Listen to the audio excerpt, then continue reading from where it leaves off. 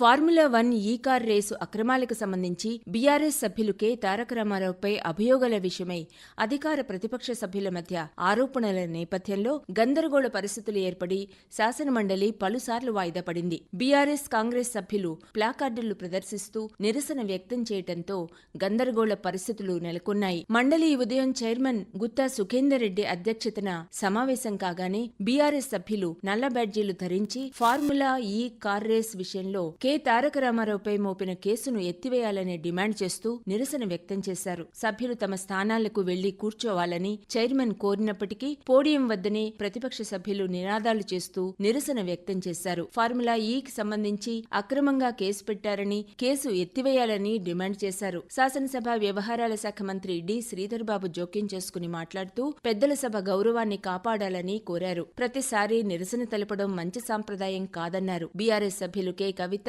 T Ravinder Rao, T Madhu, P Srinivasa Reddy, S Vani Devi, L Ramana, Satyavathi Rathod ప్లాకార్డులు ప్రదర్శిస్తూ నినాదాలు చేశారు. దీంతో సభలో గందరగోళ పరిస్థితులు నెలకొన్నాయి. చైర్మన్ జోక్యం చేసుకుని మాట్లాడుతూ ప్లకార్డులు ప్రదర్శించవద్దని, సభ్యులు తమ స్థానాలకు వెళ్లి కూర్చోవాలని పదే పదే కోరినప్పటికీ బీఆర్ఎస్ సభ్యులు వినిపించుకోలేదు. దీంతో గందరగోళ పరిస్థితుల మధ్య సభను చైర్మన్ కొద్దిసేపు వాయిదా వేశారు. తిరిగి మండలి సమావేశం కాగానే బీఆర్ఎస్ సభ్యులు ప్లాకార్డులు చూపుతూ నినాదాలు చేస్తూ సభా కార్యకలాపాలకు అంతరాయం కలిగించారు. మరోవైపు కాంగ్రెస్ సభ్యులు నినాదాలు చేస్తూ బీఆర్ఎస్ సభ్యుల వైఖరిని నిరసించారు. చైర్మన్ గుత్తా సుఖేందర్ రెడ్డి మాట్లాడుతూ బిల్లులపై చర్చించకుండా సభా కార్యకలాపాలకు అంతరాయం కలిగించడం మంచిది కాదని పలుమార్లు విజ్ఞప్తి చేసినా ఫలితం లేకపోయింది. ఈ దశలో బీసీ సంక్షేమ శాఖ మంత్రి పొన్నం ప్రభాకర్ జోక్యం చేసుకుని మాట్లాడుతూ గవర్నర్ న్యాయ నిపుణులతో చర్చించి అనుమతించిన తరువాతే కేసు నమోదు చేసినట్లు స్పష్టం చేశారు. వ్యక్తిగతంగా ఎవరిపై ద్వేషం లేదని,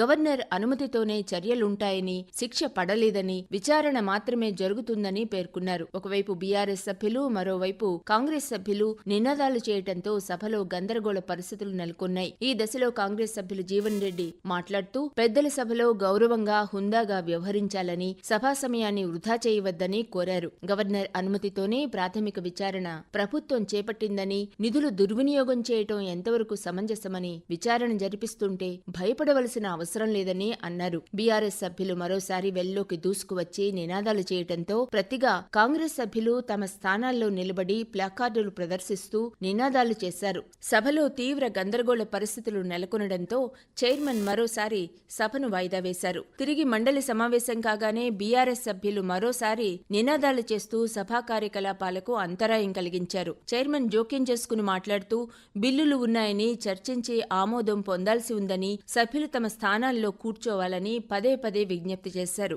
బీఆర్ఎస్ సభ్యులు వెల్ వద్దని నినాదాలు చేస్తుండగా చైర్మన్ మున్సిపల్ బిల్లును ప్రవేశపెట్టాలని ఐటీ పరిశ్రమల శాఖ మంత్రి శ్రీధర్ బాబును కోరారు. మంత్రి బిల్లు ప్రవేశపెట్టి బిల్లు ఉద్దేశాలను, లక్ష్యాలను వివరించే ప్రయత్నం చేయగా బీఆర్ఎస్ సభ్యులు నిరసన కొనసాగించడంతో గందరగోళ పరిస్థితులు కొనసాగాయి. దాంతో సభను చైర్మన్ రేపటికి వాయిదా వేశారు.